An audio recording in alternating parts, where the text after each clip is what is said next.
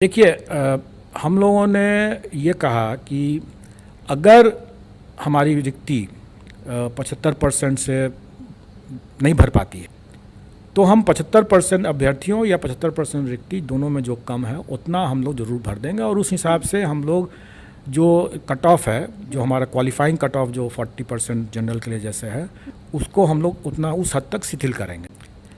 लेकिन ये सुविधा जो हम लोगों ने दिया है, हम लोगों ने, क्योंकि हमें मालूम नहीं था कि प्रश्न का स्टैंडर्ड क्या है, अभ्यर्थियों के लिए का क्या स्टैंडर्ड है, ये मुझे भी पता नहीं था। और जैसा मैंने पिछले प्रेस कॉन्फ्रेंस में बताया भी था कि इन्हीं सब कारणों से हम लोगों को इसको सुधार करने की ज़रूरत है, क्योंकि हम लोग जानते नहीं है और सरकार की मंशा है कि अधिक से अधिक नियुक्ति देना। इसी कारण से हम लोगों ने कहा कि भाई अगर गलत बयानबाजी कर, सरकार अपनी मंशा दर्शा रही है कि भाई हम 75% तक का हम भर देंगे, तो मुझे नहीं लगता है कि उसके कारण से मुझे जो वर्तमान में कोई शिथिल करने की ज़रूरत है क्वालिफाइंग को।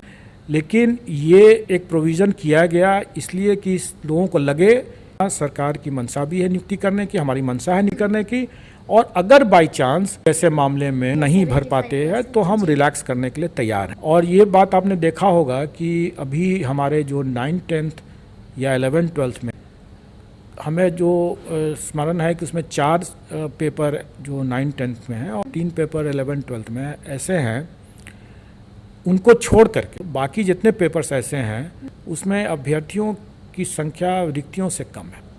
तो स्वाभाविक है कि उसमें जो भी क्वालिफाइंग मार्क्स ले आएंगे वो पास करके मतलब उनका हो जाएगा। तो उसमें हमें, इसीलिए आपने देखा भी होगा, प्रश्न पत्र के जो स्टैंडर्ड थे वो अभ्यर्थियों की संख्या, संभावित संख्या को ध्यान में रख करके ही किया गया। जो आयोग उनका चयन करने जा रहा है, उस आयोग के जो अपने विशेषज्ञ हैं उनसे ज़्यादा ज्ञानी वो तो नहीं है।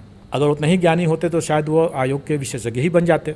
अभ्यर्थियों की संख्या जो है वो रिक्ति से कम है।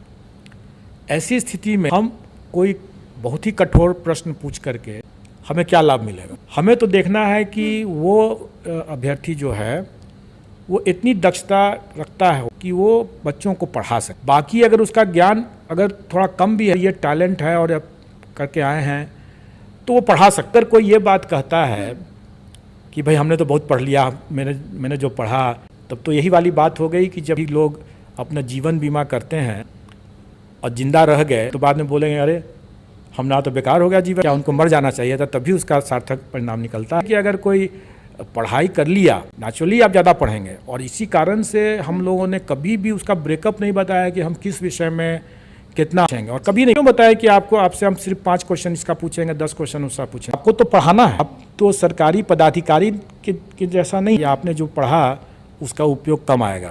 आपने तो जो पढ़ा उसको डेली आपका उपयोग है। तो दूसरे ही दिन आप जब पढ़ाने जब जाएंगे तो अपने बच्चों को कैसे पढ़ाएंगे? इसलिए ज्ञान कभी बेकार नहीं जाएगा, मेहनत कभी बेकार नहीं जाता है।